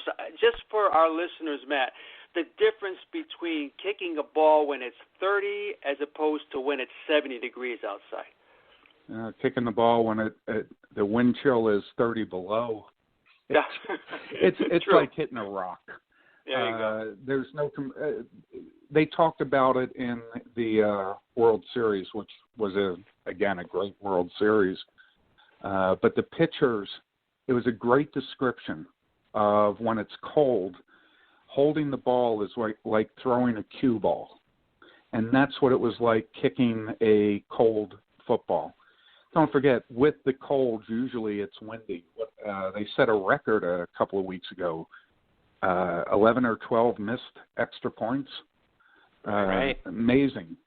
And it was just a windy day. Add that, take 30 degrees off the average temperature. And it's not belly aching about it. In horse racing circles, I'd be known as a mutter.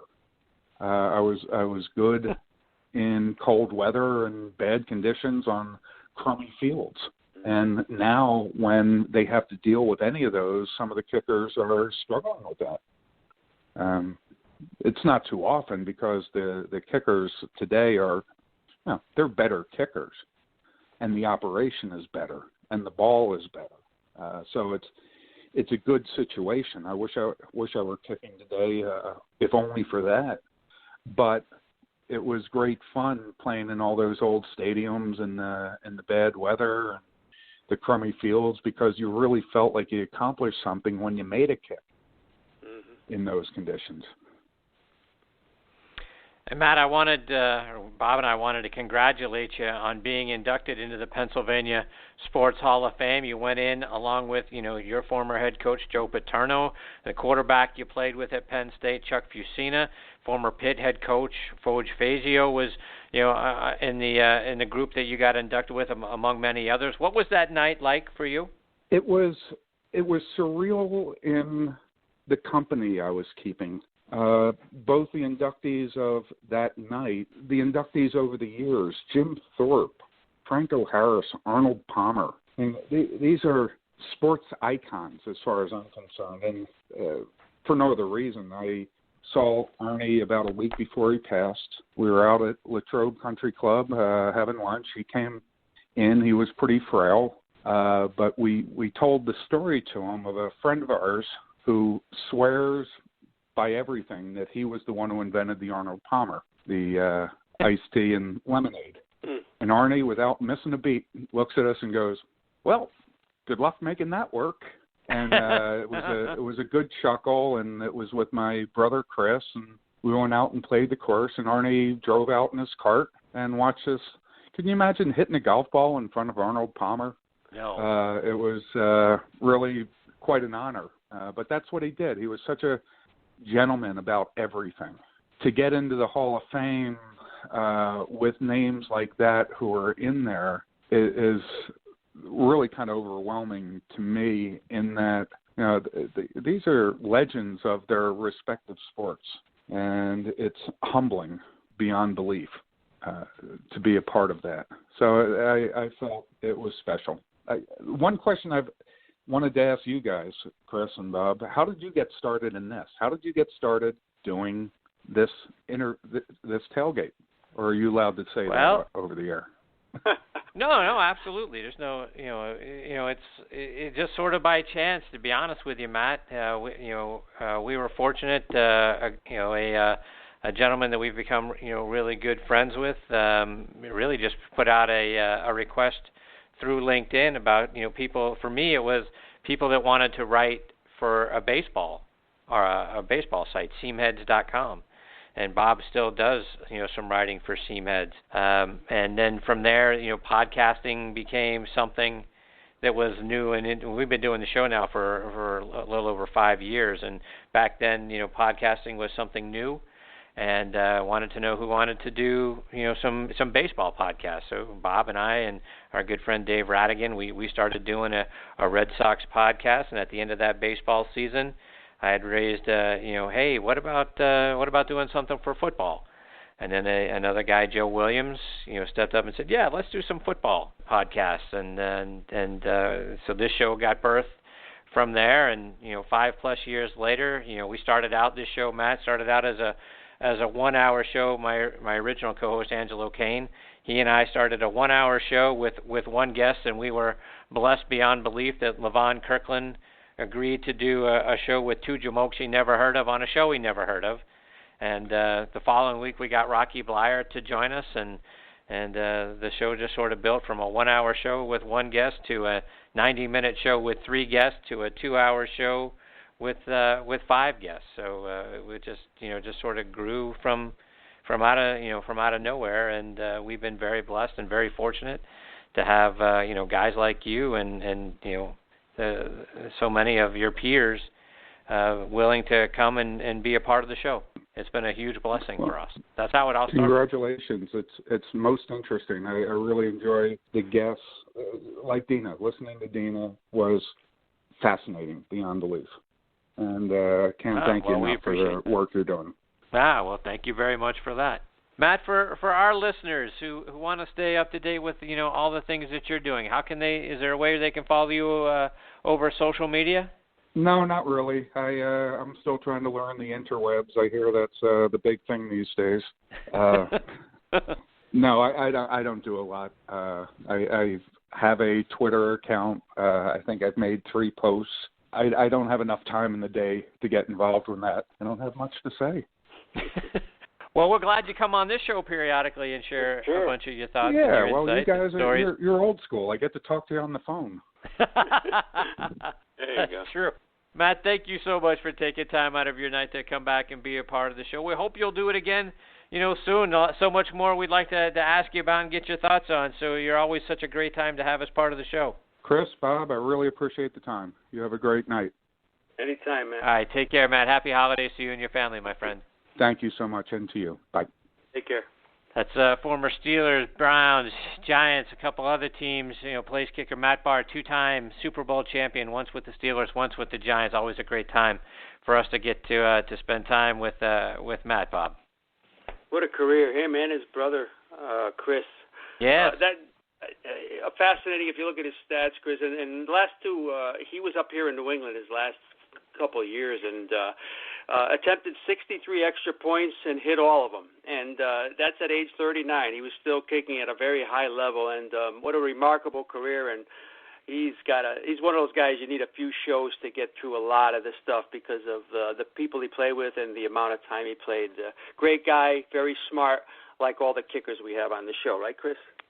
Yeah, that's exactly right. All right, folks, we're going to take a couple of minute break here to hear words from our friends over at Coastal Orthopedics and Kaiven Foods. On the other side, Bob and I will be turning on our Thursday Night Tailgate Spotlight on the Positive and let you know about a couple of guys doing some great things in their communities. Hang with us. Are you suffering from ongoing pain from athletic injuries in your knees, shoulders, or hips? Tired of living your life with an old injury that just won't go away? If you answered yes to either of these questions, we can help. Dr. Peter Candelora and his experienced staff of medical professionals will get you back on the road to recovery. Their state-of-the-art facility and new medical technology will ensure you'll be enjoying life again in no time. Since 1991, Dr. Candelora has been specializing in joint replacement, athletic injuries, and general orthopedics. Visit us on the web at athleteinjuries.com or call our office at 888-825-1150. That is 888-825-1150. We're proud sponsors of the Gridiron Greats Assistance Fund. This is Reggie Kelly, former Cincinnati Bengals and Atlanta Falcon tight end, and I'm the owner of Kyvan Foods. And if you enjoy delicious food, you're going to love my Kyvan products, which consist of our honey apple salsa, sweet barbecue sauce, and an array of seasonings. For store locations, online orders, and recipes, check out our website at www.kyvan82.com. That's Kyvan 82.com. One taste, and you'll appreciate the goodness. Hey, welcome back. This is Todd Washington, two-time Super Bowl champ, offensive line coach for the Baltimore Ravens, and you are listening to Thursday Night Tailgate with my boys Chris-Mascaro and Bob-Lazzari on the Armed Forces Radio Network. Go get them, guys. Hey, we're back here on Thursday Night Tailgate, and we are turning on our spotlight on the positive. Bob, who do you have for us this week, my friend? I'm going to switch it up a little, Chris. I was doing a little research this week about charitable individuals, of course, and charitable organizations, and wasn't too familiar with this one, Chris, but there is an organization, the Off the Field is the National Football Player Wives, Chris. They have their own association. It's called Off the Field. If you go to offthefieldpwa.org, it's an organization, Chris, that consists of the players' wives, both past and present, and they've been doing this for over 10 years, very quietly, and you'll see names on that list of women, names like McNabb and Rice and Clark and Nedney, very familiar names that we know who are the wives of these players that do a lot with these incredible charitable efforts, Chris. They've done fashion shows. They've done all kinds of things, and all of it is to create awareness of children and family needs in the various communities. They've done close to at least $1 million since its inception. Again, fashion shows, and I remember seeing things with they'll just show up and have very, very kind of get-togethers with the community, and they'll have discussions around sickle cell and different things, but all of it goes towards kids, and they've had mixers, and you have to go to the website. It's truly amazing what they've done. You'll find a lot of familiar wives' names, and but salute them. I mean, they do a great job. Off the Field Players Wives Association. Again, the website offthefieldpwa.org. Chris, great stuff. Yeah, no, that is fantastic, Bob.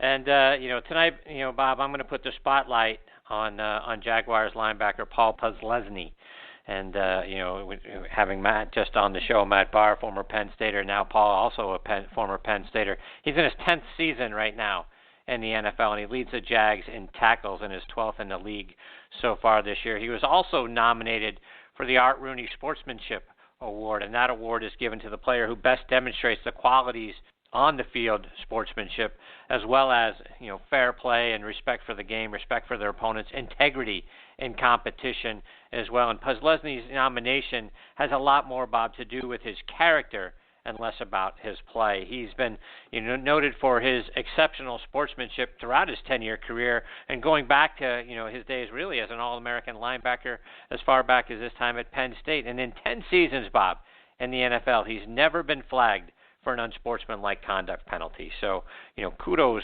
to Paul for, a shining example, if you will, of how you play the game, the importance of sportsmanship, right? Fair play, all of those sort of things, respect, for the game and for your opponents as well, right? So, each team gets to nominate one member for this award. The league will then narrow it down to 8 finalists, and then the players get to vote on who the winner is, and the winner is going to be announced the night before the Super Bowl. But he is being nominated by the Jacksonville Jaguars. Kudos to Paul Posluszny for playing the game the right way, doing it at a high level, and doing it not just for the 10 years that he played in the NFL so far, but going all the way back to his time at Penn State, and I'm sure even before that. So I wanted to put the spotlight on Paul Posluszny for being such a great sportsman and like I say, playing the game the right way. So kudos to him. And I think you agree with myself, Chris, that there is nothing better of any athlete who has class on the field and off the field. So many guys have trouble combining the two, and it's understandable. It's guys are competitors. Some guys are more players than stand-up individuals, but the guys that can combine both, and you can dig and dig and dig, and you won't find any dirt on these guys. Those are the guys that you and I truly respect, and thank God we could give them their props on a show like this, because again, as we say all the time, Chris, it doesn't get publicized enough. All the garbage is on the front page, and these guys, what they do, we have to dig deep to get it, and it shouldn't be like that. Yeah, absolutely. I couldn't said it any better myself, Bob. That's fantastic. Yeah, and you're exactly right. So that's why, tune in here every week, folks, because we're going to let you know, which players, which organizations are doing great things to make a difference in the world. And that's why we do the Thursday Night Tailgate Spotlight on the Positive. All right, Bob, it is time for us to put a bow on this episode of TNT. We want to send out our thanks again to Mary Seau, Tony Collins, Lanny Frattare, Dina Parise, and Matt Bahr for joining us tonight. And Bob, the best part of all is I get to share my Thursday nights with you, my friend. That was a great 2 hours, Chris. Same here. We have a blast, and that was one of the more eclectic shows we'll ever get. Think about some of the guests from every aspect of life, right? That's pretty cool. And when you can do that every Thursday night, it's a kudos to you and your booking ability. So thanks for your help, my friend. Absolutely. And Bob, before we close out the show, I want to give you a moment to talk about on the TV side, your show with our good friend Tony D'Angelo, Monday Night Sports Talk. You guys have had some really great guests lately, and talk about that and who we can look forward to seeing on the TV side. Well, a lot of these crossover guys that come on this show, Chris, are very, very stand-up guys, and just like Matt says, he likes to talk. We'll have him on the TV side. These guys are great. But we've had guys like Don Horn and Levon Kirkland recently, and Dan Reeves, all that were TNT before they got to my show, and they're just so cooperative and just love talking football and about life in general. But in the future, hope to have guys like Matt Bahr, Steve Christie, the old Buffalo kicker, is going to come on, Chris. So it's football season's in big tow right now. We're going to have a show on December 12th. That'll be the last one of the year. But look forward to that, and love talking to kickers, and I'm sure we'll have one that night. All right. So who next week, as we look forward to next week here on Thursday Night Tailgate, who do we have scheduled to join us? And it's going to be sort of a decided Steelers feel to next week's show, as former Steelers and Cowboys wide receiver Ernie Mills going to be back with us, as will former Steelers linebacker Greg Lloyd and former Steelers and Falcons defensive back Randy Fuller. So all three former Steelers going to be joining us next week. We'll also get a long overdue return from former Miami Dolphins defensive back Lifford Hobley. And then, of course, our good friend Tony Collins will join us for our 5-star picks of the week. So we're going to have a lot of fun next week. We hope you'll come back and be a part of it with us. I want to remind you, how can you follow us on social media? Well, please visit us on Facebook. We have a page for the show, Thursday Night Tailgate, plus both Bob and I have Facebook pages as well. You can interact with us there. And if you got a question for a future guest that you want us to ask on the show, please let us know on our Thursday Night Tailgate page. We'll do our very best to get that question on the air for you. And please give us a like. That's important to us as well. You can find us on Twitter. I am at CT-Mascaro. Bob is at Bob_Lazzari, and the show is at TNT Podcast. You can stream or download any of our archive episodes for free, folks, on a great podcasting site. Like I said earlier in the show, our great friends over at Podbean. They've been so good to us, recommending the show. They've put us on banner ads. We're out there as a featured show on their mobile app over the last several weeks, so we can't thank them enough for doing what they do to promote the show. So please, we hope if you're listening to us as a podcast, we hope you're doing it on Podbean. And if you don't have Podbean, please download it. It's available for Android and iPhones as well. Bob, take us home, my friend. All right, you have a great week, Chris. And again, thanks to our announcer, Joe LaGenusa, for the great job he does with our weekly intro and ads, and to James Brocato and all the guys from Painted Faces for our upcoming outro music. On behalf of myself and Chris, we thank everyone tonight for listening. We appreciate you all the most. Until next week, good night, Kevin. We miss you.